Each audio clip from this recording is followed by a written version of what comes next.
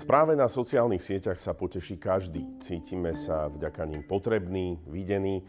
Ale čo ak je tá správa od človeka, ktorého nepoznáme, no tvári sa, že sa mu páčime? Stať sa to môže komukoľvek. Vám, vašim deťom a veľmi často tým, ktorí sú už na dôchodku a cítia sa osamelo. Celý život som bola medzi ľuďmi. Koncerty, nahrávania, vystúpenia, ale časom je toho menej a menej. A samota je tichý spoločník, samota je zlý host. Keď deti odídu a dom stíchne, ste vďační za každé milé slovo. Mne napísal on. Volal sa Tomáš.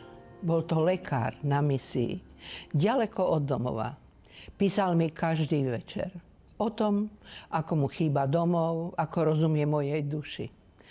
A tie slová boli ako balzam. Po rokoch som mala pocit, že niekomu na mne naozaj záleží. A že som pre niekoho dôležitá. Sľúbil, že príde.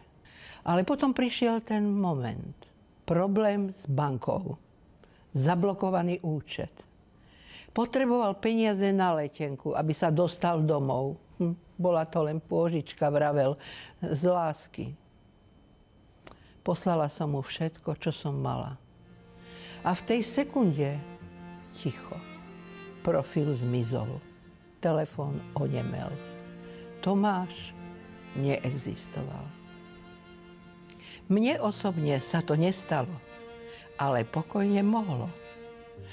Fotky ukradli inému mužovi a tie krásne slová písala skupina podvodníkov. Prosím vás, dávajte si pozor. Skutočná láska si od vás nikdy nepýta číslo kreditnej karty ani prevod cez internet. Ak vám píše neznámy človek zo zahraničia, vyznáva vám lásku a potom pýta peniaze na cestu, na lieky alebo na clo, je to podvod. Nikdy neposielajte peniaze niekomu, koho v živote ste nevideli tvárou v tvár. Dôverujte, ale overujte.